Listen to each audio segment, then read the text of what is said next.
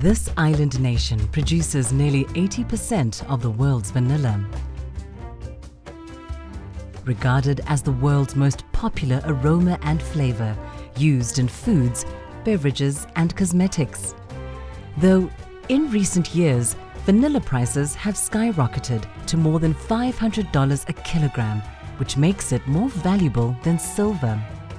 In short, everyone's go-to flavor for ice cream is about to get more expensive.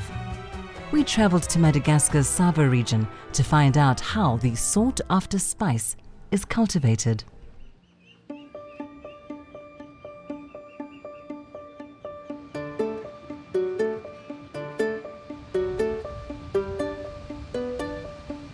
Wow.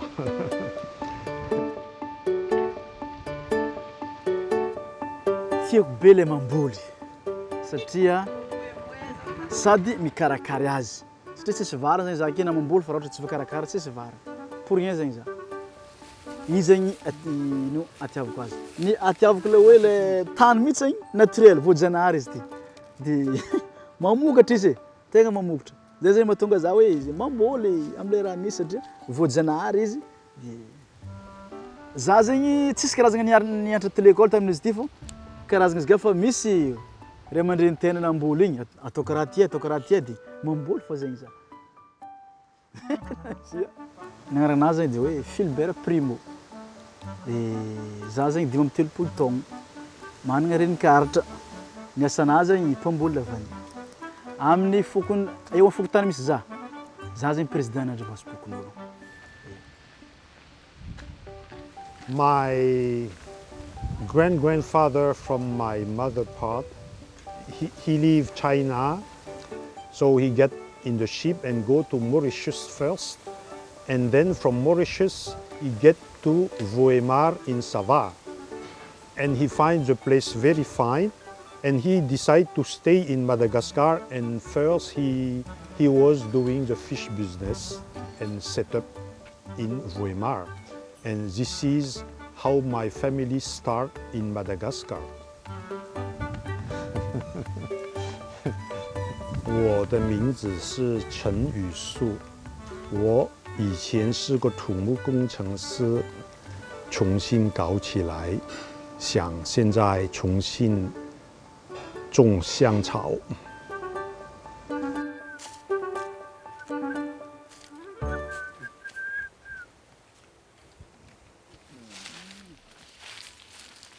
Fomba karaha ty zany resaka fikarakaragna ity lavany ity. Izy ty zany 5 taogno zany délai-nazy de rehefa afaka 5 taogno izy dia maty zany izy. De soloagna am'zay zany izy. De rehefa soloagna izy de afaka taogno araiky izy magnano fleur ty, magnano fleur. Tseniky fleur voalohany mbola bouton karaha ty zany izy. De rehefa afaka ambolagna mahay mitombo boky bouton ty de magnome karaha ty zany izy. De rehefa magnome karaha ty am'zaiky izy dia magnome karazagna fleur karaha ty zany izy. Izy magname fleur igny izy de fomba hosivoana am'zay sokafigna izy de misy raha hely zegny agnaty ao apakatra magnan'igny izy avy am'zaiky tiregny izy.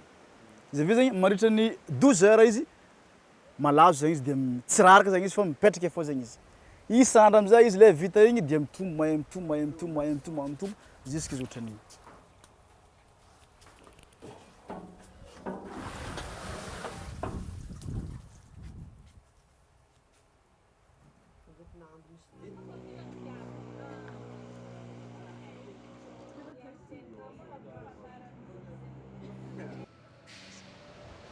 Fa le problème de zao rehefa mirécolte zay avy dahalo sy le mpangalatra mandrafa zay. Misy tsy mitondra fiadiagna maro isan-karazany, mamono, tsy vitany mamono fa le vola zay amian'zay izy vidiny io zavatra ivangian'jare aminay lavany igny mbola tafenjare kay vononjare.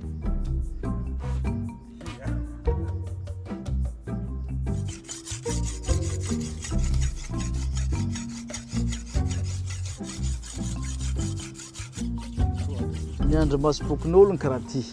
Ny fanjakana zegny no namorogna azy. De hoe magnano antsoavo ny fanjakana hoe atoatsy nafatsika hoe telopolo ao agnatin'ny fokontana raiky ny andromasom-pokon'olo voaretina edy samborina tsy popoigny aterina amy zary dia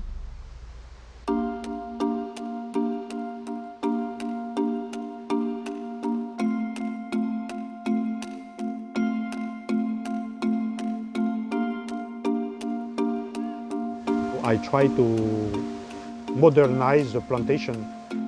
First, to control the fifth of the vanilla beans. When it is concentrated in a greenhouse, it is more easy to control the fifth. You can put camera, you can put dog inside.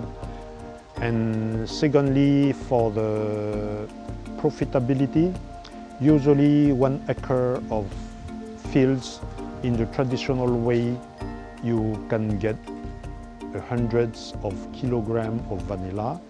In a greenhouse, you can get even 700 kilograms per acre. So this is very, very high profitability. And secondly is you can control the climate in the greenhouse and make the flower pop up anytime you want instead of waiting for the season of flowers. So this is the main reason people are changing into greenhouse. And now I'm not alone. Many big companies now are switching for the greenhouse.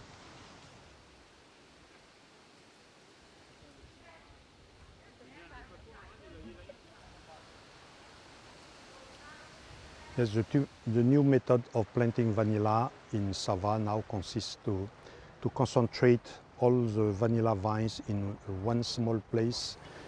It looks like this because the vanilla vine is growing up and up. If you don't stop it somewhere, for instance in the hanger there, he has to get down again and go up and get down and go up. At the end, you will have many vines concentrated in this trunk.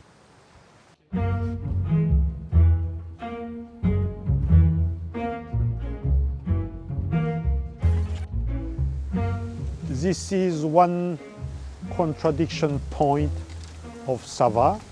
Nobody in the region consumes it. Even myself, I just use it for doing some patisserie, and seldomly I cook it, but it's very rare, especially now. Even me cannot afford the vanilla cooking. Vanilla is expensive.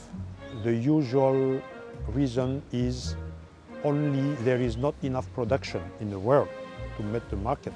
And now there is a tendency of natural products, and the main reason is the demand cannot be stopped, so it's very hard to keep the price low actually.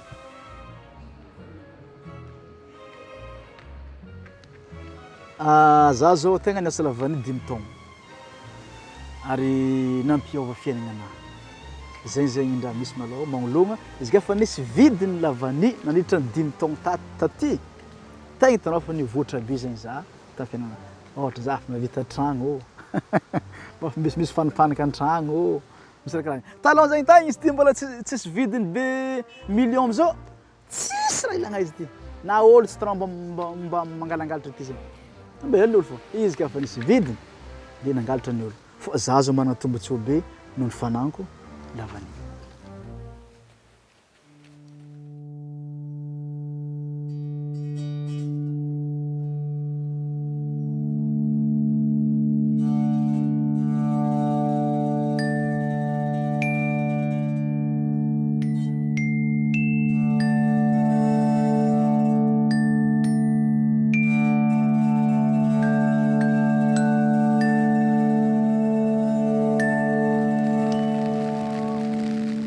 L'impact ou les effets du changement climatique est visible dans tous les secteurs et dans tous les écosystèmes.